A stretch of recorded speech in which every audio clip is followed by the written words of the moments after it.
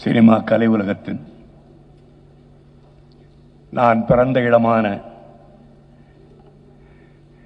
தெய்வீக ஸ்தாபனமான ஏவிஎம்மின் தலைவி என் அருமை அன்னை ராஜேஸ்வரி மெய்யப்பன் அவர்களே,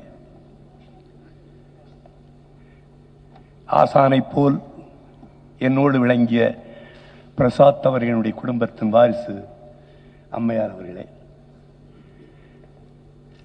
மாபெரும் மனிதர், மாபெரும் இயக்குனர், மாபெரும் கலைஞர்களை தமிழகத்திலே அறிமுகப்படுத்திய அருமை அண்ணா சுப்பிரமணியம் அவர்களின் திருக்குமாரி என் அருமை கண்மணி டாக்டர் பத்மா சுப்பிரமணியம் அவர்களே, இந்தியாவிலேயே சிறந்த நடிகர்கள் என்று விரல் விட்டு எண்ணக்கூடிய வரிசையிலே இருக்கின்ற கமலஹாசன் ஐயா அவர்களே,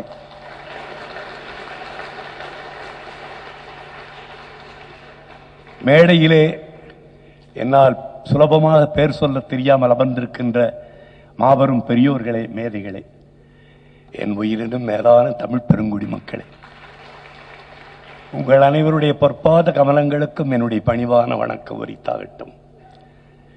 என் அருமை கண்மணி கமலஹாசன் இங்கே சொல்லினார், அவர் காதிலே நான் கூறியதை. காதிலே கூறிய ரகசியத்தை வெளியே சொல்லக்கூடாது என்பதுதான் பொருள். ஆனால் இந்த பயனை நம்பி இனிமேல் எந்த ரகசியத்தையும் சொல்லக்கூடாது. சினிமாவிலே இருக்கின்ற நமக்கு தெரிந்த விஷயங்களை விட சினிமாவிலே சம்பந்தப்பட்ட ஏதோ ஒரு வகையில் சம்பந்தப்பட்டிருந்தாலும் வெளியிலே இருக்கின்ற மாபெரும் பெரியோர்களுக்குத்தான் இதை பற்றி அதிகமாக தெரிந்திருக்கிறது என்று நான் அவரிடம் சொன்னேன். உதாரணமாக, எங்கோ புதைந்திருக்கின்ற மாபெரும் மேதைகள் எல்லாம் எடுத்து வந்து மேடையிலே உங்களுக்கு முன்னால் சமர்ப்பித்திருக்கிறானே இந்த அருமை பையன் மோகன் அவர்கள். யார் செய்வார்கள்?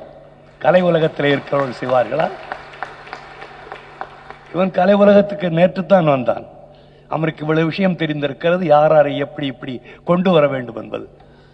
அதற்காகத்தான் சொன்னேன் கமலஹாசனிடம், நாமும் கொஞ்சம் படித்திருந்தால் நன்றாக இருக்குமே என்று. அவரை சொல்லவில்லை, என்னைத்தான் சொன்னேன். அவன் படித்தவன் என்று எனக்கு தெரியும், நான் படிக்காதன் என்பதும் அவனுக்கு தெரியும். ஐயா அவர்கள் பேசினார், பல விஷயத்தை ஐயா அவர்கள் குறிப்பிட்டார்கள். ராஜா சாண்டோ அவர்களை பற்றி, கலை உலகத்தை பற்றி, ஏவிஎம் அவர்களை பற்றி, எவ்வளவு மாபெரும் கலைஞர்களை எல்லாம் கொண்டு வந்தார் என்பதை பற்றி எல்லோரும் சொன்னார்கள். எனக்கு இவர்கள் சொல்ல சொல்ல இதெல்லாம் எனக்கு மெசேஜ் ஆகி ஒரு செய்தியாகத்தான் தெரிகிறது. அதைவிட அதற்கு பின்னால் பேசி ஐயா அவர்கள் இந்திய வரலாற்றின் சினிமாவின் வரலாற்றையும் குறிப்பாக தமிழகத்தின் வரலாற்றை, கலை உலகத்தின் வரலாற்றை, குறிப்பாக சினிமா உலகத்தின் வரலாற்றை மிக அழகாக சொன்னார்கள். நீங்கள் ஓய்வு நேரத்தில் எங்களோடு சற்று அமருங்கள், உங்களிடம் நாங்கள் தெரிந்து கொள்கிறோம். தெரிந்து கொண்டு வெளியே போய் பேசலாம் அல்லவா, எங்களுக்கே தெரிந்த விஷயம் என்று. அதற்காக இப்படி ஒரு மாபெரும் விழாவிலே ஐயா போஸ்ட் மாஸ்டர் அவர்களை எல்லாம் அழைத்து இங்கே ஒரு ஸ்டாம்பை போட வச்சு இதெல்லாம் பெருசு பண்ணி, நீங்கள்லாம் இவ்வளவு நேரம் ஏன் உட்கார்ந்துருக்குங்கிறது எனக்கு தெரியும். ஏன்னா அந்த போஸ்ட் போட்டு வந்து இதை ஸ்டாம்ப் போட்டவங்களாம் பெரிய மனுஷர்கள், நீங்களாம் அவங்களுக்கு வேண்டியவங்க, அவங்க மேலே மரியாதை வச்சுருக்கவங்க, அதனால தான் உட்கார்ந்துருக்கீங்க. இல்லாட்டி போனால் எல்லோரும் போனதுக்கப்புறம் தான் என்ன பேச சொல்லுவாங்க. இன்னைக்கு என்னமோ தெய்வாதீனமாக நீங்கள் இருக்கீங்க, ரொம்ப சந்தோஷம் நீங்கள் இருந்ததுக்காக.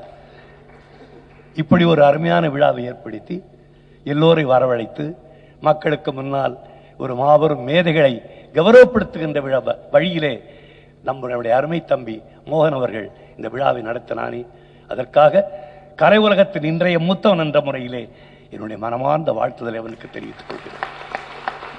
இது போன்ற விழாக்கள் அடிக்கடி நடக்க வேண்டும். இது போன்ற மேதைகள் எல்லாம் வந்து மேடையிலே பல கலைஞர்களை பற்றியும் பல பெரியோர்களை பற்றியும் சொல்ல வேண்டும். அதை சொல்லுகின்ற நேரத்திலே நாமும் இருக்க வேண்டும். அதை தேன்மழை பொழிகிறதோ அமுதமழை பொழிகிறதோ என்று நம்முடைய காது நிறைய கேட்க வேண்டும் என்று என்னுடைய ஆசையை கூறி இந்த விழாவுக்கு வந்திருந்து பெருமைப்படுத்தி உங்களையும் மேடையில் இருக்கின்ற பெரியோர்களையும் என்னை இந்த விழாவிற்கு அழைத்த என் அருமை கண்மணி மோகன் அவர்களையும் என்னுடைய மனமார்ந்த வாழ்த்துதலை தெரிவித்து விடைபெறுகிறேன். ஜெய்.